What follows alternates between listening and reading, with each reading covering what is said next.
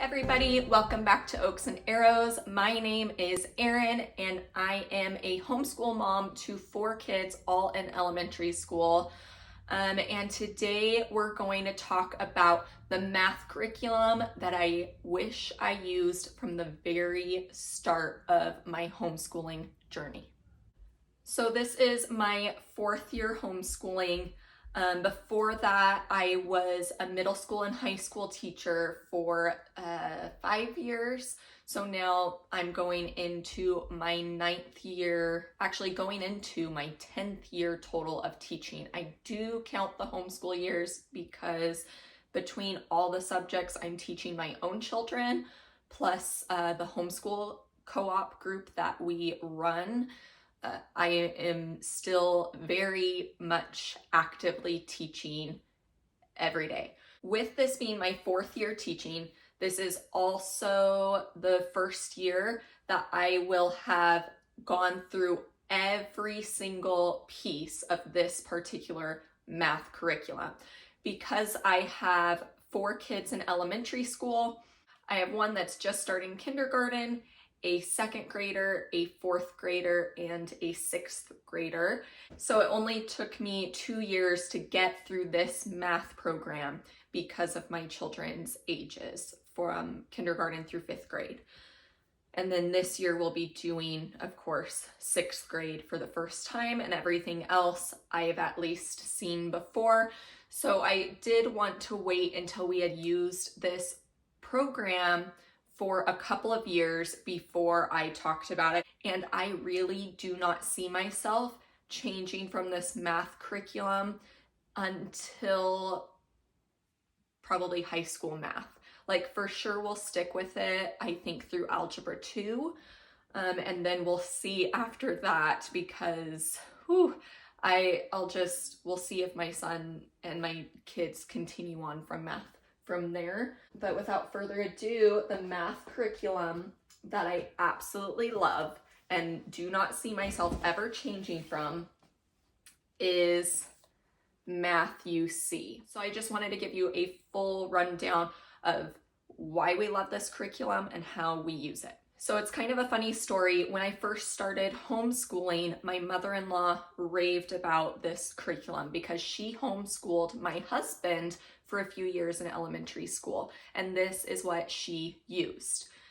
So I bounced around. I had this one in my mind, and when I narrowed down my homeschool curriculums, I narrowed it down to this one, which is a mastery-based approach and a spiral curriculum, which is similar to the Good and the Beautiful Math, Horizons Math, teaching textbooks, I believe, is also spiral. Forgive me if I'm wrong. So a lot of your popular homeschool maths are spiral. And because I was coming from my kids being in public school and being a public school teacher, in my head, I wanted to do what was opposite of what the public school was doing. And the public school does mastery style math. Now, I'm not talking about Common Core math, that's different, but they do mastery style as far as you learn one subject well, and then you learn the next step, and then the next step, and you learn that really well, and then you learn the next thing. Okay, that's mastery. You work on one thing until, in a public school setting, the majority of the class understands it. And because of my bent towards public schooling at the time, I was burnt out. I just was ready to be out of there. I decided to go with a spiral program, a popular spiral program. And I realized pretty quickly it wasn't working for our family, but I thought maybe it was me. I thought maybe it was my child. I thought maybe if we pared it down, it would work better, but it just didn't. So after 2 years of that, I went back to Math UC because I really have been convinced after our experience with spiral math curriculums that the best way to learn math is through a mastery program. And I tell anybody who asks me that, I tell them, find a mastery math program, whether it's this one or something else. The thing with spiral is you'll learn a little bit of something and then they'll fold in all the things you learned before. And then by the time you go back to the thing you just learned, I noticed with my kids, and I've heard from lots of parents the same thing, that they'd forgotten how to do the new thing. So math ended up taking us like an hour and a half to complete every day because my son was having to remember the things he learned a week ago because the new stuff getting folded in was not being folded in as often as it should have in order to create a base, a solid base. So let me show you how Math-U-See works. They name them all after the Greek alphabet. So this one's gamma, and this is their multiplication year. So that's another thing about Math-U-See that kind of is off-putting to people, and that is that starting with what would be considered like their first grade curriculum, first grade is pretty much all addition. That's this one. Well, look at that. It says it focuses on single digit addition and subtraction, and it does get into double digit addition a little bit, like double digit on the top, single digit on the bottom, just a little bit. So single digit addition and subtraction. Second grade is primarily double digit addition and subtraction. When you get into third grade is all multiplication mostly. And of course there's review from the previous years, but the primary focus of this level is multiplication. Then the Delta course, which I don't have in front of me, that is kind of equivalent to most fourth grade levels, and fourth grade you'd be learning division mostly. And then Epsilon, what my son just completed, is mostly fractions. There's division review, there's multiplication review, and other reviews as well, but it's primarily focused on fractions. One question I often get asked is, what do I need to order with this program? It can be a little confusing because they do have different add-ons that you can get on their website, but I'm just gonna start with the bare minimum that you need in order to start using Math-U-See with your kids. The first thing you need is the integer block kit. You only need one of these per family. You do not need one of these per student. You will use this a lot in kindergarten all the way through fourth grade. It'll even bring it up a little bit in fifth grade, but at that age, they start using the overlay kit. I did not find that. It's buried in my homeschool closet, but you can see that on their website, or if you go to my fifth grade curriculum video for 2025 to 2026, I have that in there. And you can see what that is, but it just shows them how fractions work by like overlaying cards. So it's good to have for that level. But you need the Math-U-See integer blocks. It has like your ones, all of your numbers. I'll try to hold it up without spilling it. It's got all the different numbers. Here's your tens and here's your hundreds. So it helps teach place value, and it helps teach addition and subtraction, multiplication and division. It's a great way for children to see how math works. So my first grader, for example, used the Math-U-See integer blocks every single day. And what I did was I just took out the ones that I knew he needed for the next few lessons, and I kept those in a baggie in his school supplies so that we didn't have to take out this whole box every day. And I'll continue to do that for him and for my kindergartner, because she'll use those a lot too. So one of those per family. And then you need I'll use my daughters as an example. You need the student workbook.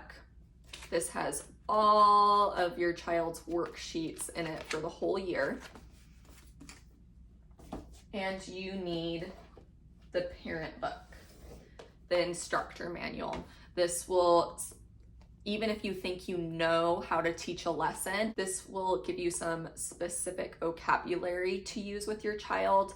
And sometimes it gives hints on things that can be confusing for many children in that lesson and how to tell them about it and teach that subject to them in a way that won't confuse them. So I highly suggest reading through the lesson and the examples and using those examples with your student. So you need that, and that's all you need.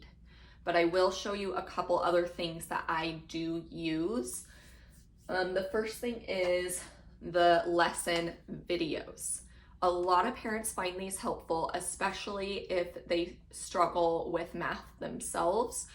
I do not really use these until the 5th grade level because I just have homeschooled and done education long enough. I had a good grasp of, multiplication, division, but I did need help sometimes when we got to fractions. So this has a teacher on here that does the lesson for you essentially so that you know how to teach it better, your child can see how to do it, and you can use these to help you teach that lesson better. And then the other thing that I get is the test booklet. And I do use this starting in about 3rd grade. Before that, I don't really worry about it, but it gives me a good idea of whether or not we've practiced enough on the lessons for them to have achieved mastery, because the lessons do get progressively harder.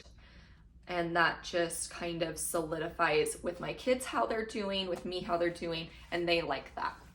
Math-U-See does have a few more additional add-ons on their website, but I do not find those necessary, and I can't really speak to those because I have not used anything else. I haven't felt the need to have anything else to teach my kids. Another frequently asked question about Math-U-See is how the lessons line up. So with Math-U-See, the curriculums all have 30 lessons per book.